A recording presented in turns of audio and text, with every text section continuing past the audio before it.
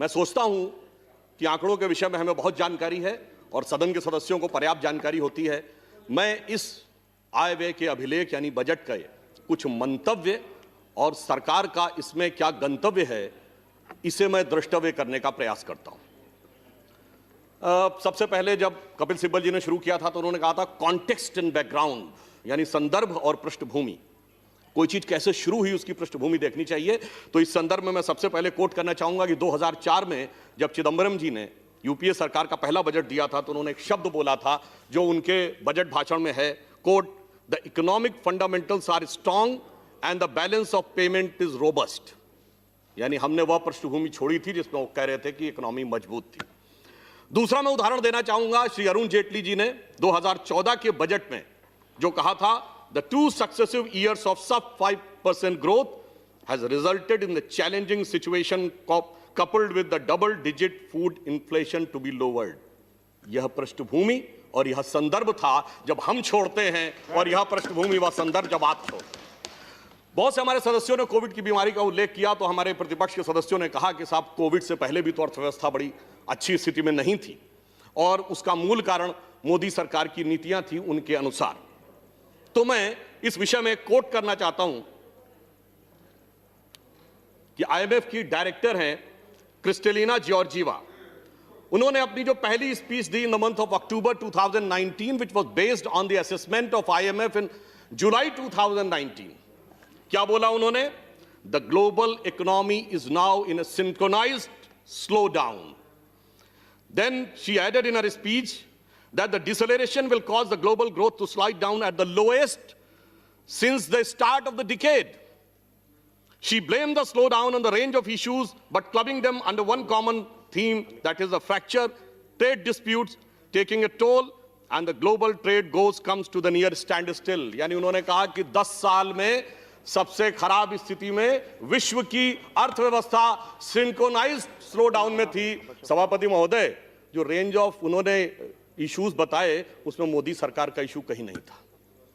इसलिए मैं कहना चाहता हूं कि जब हम वैश्विक धरातल पर देखते हैं तो कुछ हकीकत को भी देखने का प्रयास करें। इस बजट के बारे में बहुत सी बातें कही गई कि 1991 के बजट से तुलना करने का प्रयास किया गया। 1991 और आज के में एक भारी अंतर है। जैसा मैंने अभी आईएमएफ का कोट किया, हम लोग सुनते हैं ना दैहिक दैविक भौतिक तापा, तो ये तो दैविक ताप था और 1991 भौतिक था। वो मैन मेड था, ये गॉड डिस्पोज्ड है। कैसे?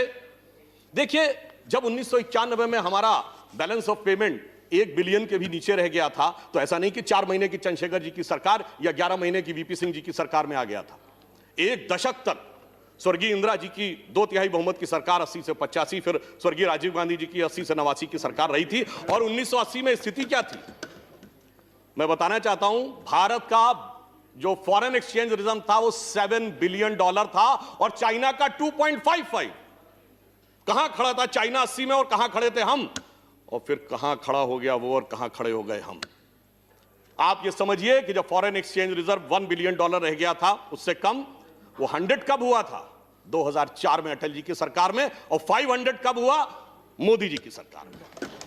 ये अंतर है कि हमने किस रूप में किस प्रकार से आगे बढ़ाया।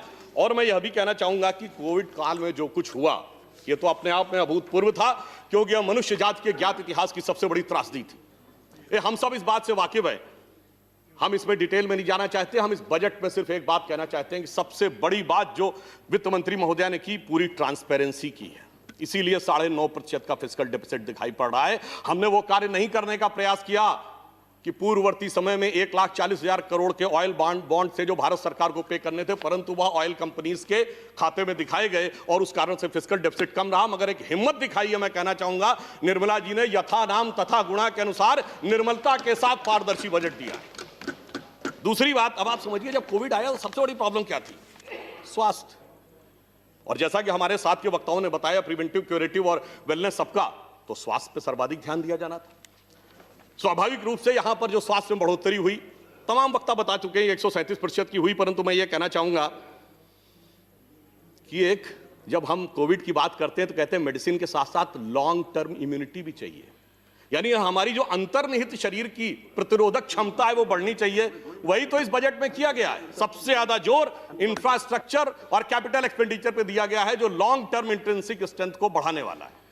देखिए, सरकारें बहुत से काम करती हैं, 3 श्रेणी के कार्य होते हैं। एक जो पिछली सरकारों ने भी किए, हमने किए, बेहतर किए, ज्यादा किए, जैसे रोड, रेल, पावर, डिटेल में नहीं आता हूं, बहुत बेहतर किया बगैर किसी आरोप के किया।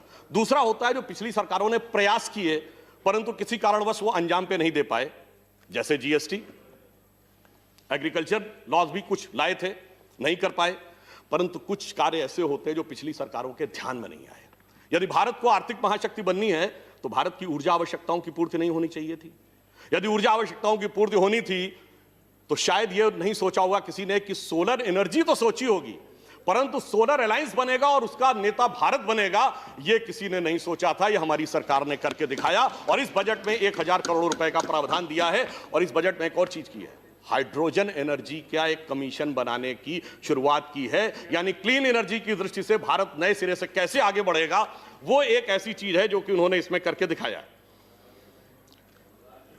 हेल्थ की जब हमने बात की है तो हमने एक ऐसे कमीशन की भी बात की है जिसमें हेल्थ वर्कर्स जो होते हैं, यानी nurses and other allied health staff, उसके कमीशन के लिए भी हमने बात की है। कृषि की बात आती है, आजकल बहुत चर्चा का विषय है कृषि में। अभी कह रहे थे हमारे एक सम्मानीय सदस्य, अंग्रेजों के जमाने की गुलामी, तो मैं सदन को याद दिलाना चाहता हूं कि आजादी के बाद तकरीबन 50 साल तक बजट शाम को 5 बजे पढ़ा जाता था। क्यों? क्योंकि इंग्लैंड में 11 बज रहे होते थे उस समय। अटल जी की सरकार ने आकर वो बदला कि हम गुलामी की मानसिकता से, गुलामी के समय के हिसाब से काम नहीं करेंगे। और मोदी जी ने डेट बदली कि 28 फरवरी की जरूरत नहीं, क्योंकि मानसून आता है तो भारत के अनुसार होना चाहिए। कृषि में हमने 30,000 करोड़ से 40,000 करोड़ बढ़ाया, 16.5 लाख, ये बहुत सारे लोग बोल चुके हैं। चिदंबरम जी ने बोला था माउंटेन्स ऑफ ग्रेन, अनाज के पहाड़ लगे हैं। याद करिए, जब शरद पवार जी कृषि मंत्री थे तो एक बार सर्वोच्च न्यायालय ने कहा था कि अगर सरकार के पास स्टोर करने को नहीं रह गया है तो कृपया अनाज सड़ रहा है, गरीबों मुफ्त बांट दीजिए। मगर सभापति महोदय, इस समय भी एसेंशियल कमोडिटीज एक्ट था और यह कह रहे हैं रहना चाहिए। यानी एक तरफ कहते हैं कि हरित क्रांति लाकर हमने अब सारी चीजों से मुक्ति पा दी, उसके बावजूद इतना हमारे पास है कि माउंटेन्स ऑफ ग्रेन है, फिर भी होना चाहिए। कोई बात नहीं। अब एक पक्ष की तरफ मैं कृषि में ध्यान दिलाना चाहता हूं।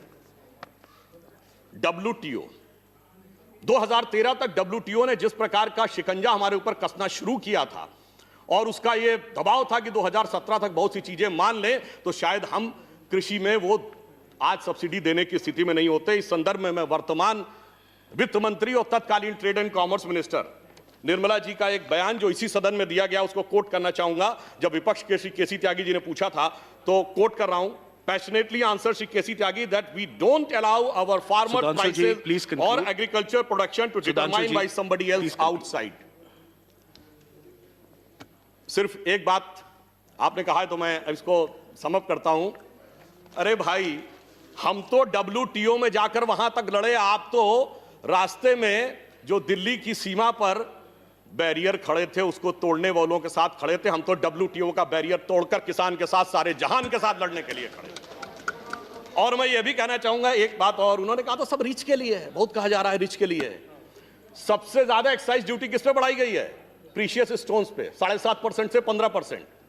2.5% एग्रीकल्चर से अलग से लगा है, किसके लिए? किसान के लिए। और 2.5% एग्रीकल्चर से किसके लिए? सोने और चांदी के लिए। यानी मणिमाणिक को महंगा किया है और अनाज को सहज किया है। एक पंक्ति कहूंगा, हम प्रेरणा कहां से लेते हैं? मणिमाणिक महंगे किए, सहजे तृण जल नाज, तुलसी सोई जानिए राम गरीब नवाज। और अंत में एक बात, एक वाक्य कह दूं, इसमें सबके लिए है।